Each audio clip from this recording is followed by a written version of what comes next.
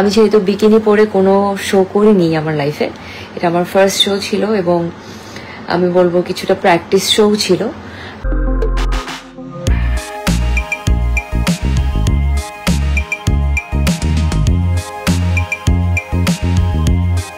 আমি একটু বুঝলাম যে বিকিনি পরে হাঁটতে হলে কি করতে হয় না করতে হয়। আমি শিখছি, বাট সেটা স্টুডিওর মধ্যে, মানুষের সামনে এভাবে আসলে শিখিনি বা করিনি।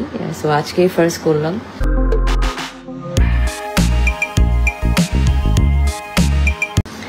ভুল ত্রুটি হয়ে থাকলে মাফ করে দিবেন।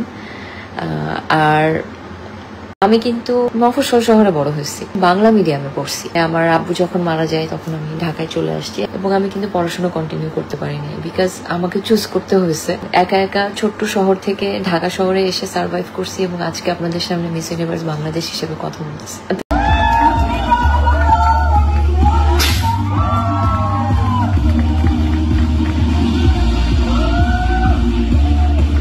মিস ইউনিভার্সে আসার জন্য আমি কিন্তু একটু একটু করে ইংলিশ শিখছি, বাট পড়াশোনা করে শিখি নাই। কিন্তু ইংলিশ শিখছি, অনেক কষ্ট হয়েছে শিখতে, বাট আমি শিখছি এবং এখন পর্যন্ত পুরোপুরি শেখা হয় নাই, বিকজ আমি কিন্তু পড়াশোনা কন্টিনিউ করতে পারিনি। আমি কিন্তু জেলা শহরে, মফস্বল শহরে বড় হয়েছি।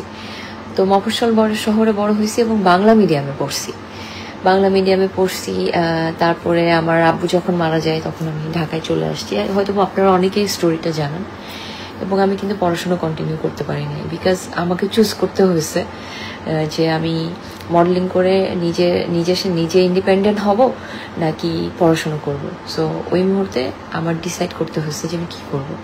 তো আমার কাছে মনে হয়েছে আমি আমার বেসিক যেটা আমার সাস্টেন করতে হবে ঢাকাতে, ওভাবে আমি সাস্টেন করার জন্য আমি মডেলিংটাকে চুজ করছি এবং ইন্ডিপেন্ডেন্ট হয়েছি।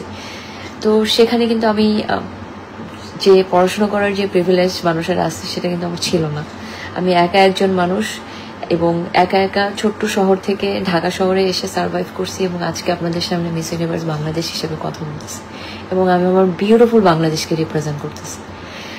এবং মিস ইউনিভার্সে আসার জন্য আমি কিন্তু একটু একটু করে ইংলিশ শিখছি, বাট পড়াশোনা করে শিখি নাই। কিন্তু ইংলিশ শিখছি, অনেক কষ্ট হয়েছে শিখতে, বাট আমি শিখছি এবং এখন পর্যন্ত পুরোপুরি শেখা হয় নাই, বিকজ আমি কিন্তু পড়াশোনা কন্টিনিউ করতে পারিনি। এবং অনেক কিছু আসলে লাইভে বলতে পারবো না, একদিন আপনারা বুঝবেন না, বাট অনেক কষ্ট করে কিন্তু আসছি এবং আমি কিন্তু চুজ করছি যে আমি ইংলিশে কথা বলবো, সো দ্যাট যেন আমি ইন্টারন্যাশনাল মানুষদের সাথে কমিউনিকেট করতে পারি। আর মিস ইউনিভার্স কিন্তু ইংলিশ দেখে না, ইংলিশ অ্যাকসেন্টও দেখে না, ইংলিশ বলাটাও দেখে না। ওরা কি দেখে জানেন? আপনি কমিউনিকেট করতে পারতেছেন কিনা ঠিক করে। তো কমিউনিকেশন যদি আপনার ঠিক না থাকে, আপনি একজন মানুষ হিসাবে কতটা রিয়েল, একটা মানুষ হিসাবে আপনি কতটা হেল্পফুল, আপনি একটা মানুষ হিসাবে আপনার একটা মানুষের জন্য কতটা সিম্প্যাথি, কতটা ভালোবাসা, আপনার কাইন্ডনেস কতটুকু, আপনি কি একটা রাস্তার মানুষকে দেখলে উপকার করেন কিনা, আপনি একটা মানুষের কষ্ট বুঝেন কিনা, আপনি অ্যাজ এ পার্সন কেমন, মিস ইউনিভার্স এটা দেখে। কারণ ল্যাটিনো কান্ট্রির মেয়েরা কিন্তু কোনো ইংলিশ বলতে পারে না, কিচ্ছু বলতে পারে না, কোনো ওয়ার্ডই বলতে পারে না, বাট ওরাও কিন্তু উইনার হচ্ছে, ওরাও সব জায়গায় যাচ্ছে, কথা বলতেছে, ওদের ট্রান্সলেটার থাকে, ট্রান্সলেটার দিয়ে কথা বলতেছে। বাট ওদের তো স্প্যানিশ ভাষা তো অনেক বড় ভাষা, তো এটা তো অনেক দেশের মানুষ বুঝে, সো ওদের জন্য কিন্তু অসুবিধা হয় না। কিন্তু আমরা কিন্তু বাংলা ভাষায় কথা বলি, বাংলা ভাষা তো কেউ আমরা ছাড়া আর কেউ বুঝে না, এটা আমাদের ল্যাঙ্গুয়েজ। সো এই জন্য আমি কিন্তু বাংলাতে কথা বলা চুজ করিনি, আমি ইংলিশ কথা বলে চুজ করছি, সো দ্যাট যেন আমি ইন্টারন্যাশনাল ফ্যানদের সাথে কমিউনিকেট করতে পারি। এত ডিসিপ্লিন, টাইমলি সবকিছু করা, এত এফোর্ট, এত কিছু শিখে, এত কিছু করেও যদি নিজের দেশের মানুষের থেকে অ্যাপ্রিসিয়েশন না পাই, তাহলে তো এটা খুবই কষ্টের। আর আমি কতবার বলবো, আমি যদি বিকিনি না পড়ি তাহলে আমি টপ 30তেই যেতে পারবো না।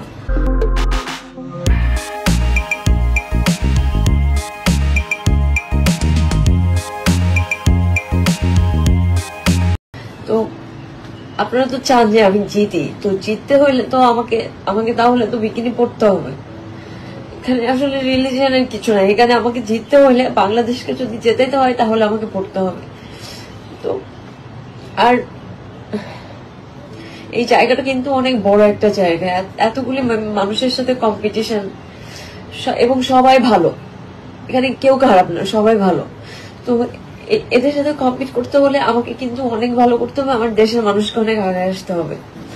সবকিছুতে যদি আপনারা রিলিজিয়ান বলে নিয়ে চলে আসেন, সবকিছুতে যদি এত গালিগালাজ করেন, মেয়েদেরকে যদি এত আটকায় রাখেন, মেয়েদেরকে যদি ঘরের মধ্যে রেখে দেন, তাহলে মেয়েরা কবে বের হবে, মেয়েরা কবে ভালো করবে? তাহলে তো কোনো মেয়েই কখনো কোনো কিছু করতে পারবে না। মেয়েদেরকে তো আগে আসতে হবে, মেয়েদেরকে তো ঘর থেকে বের হইতে দিতে হবে।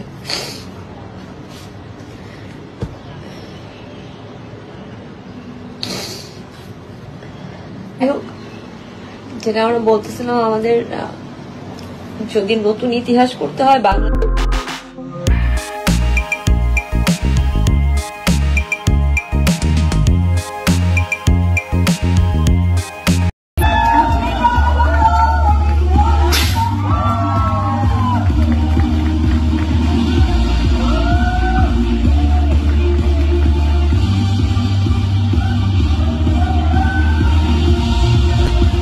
এত কষ্ট করছি এত বছর ধরে কষ্টের পরে ফাইনালি কালকে ফার্স্ট বাংলাদেশে ঠিক করে রিপ্রেজেন্ট করবো। এটা আমার জন্য অনেক বড় পাওয়া।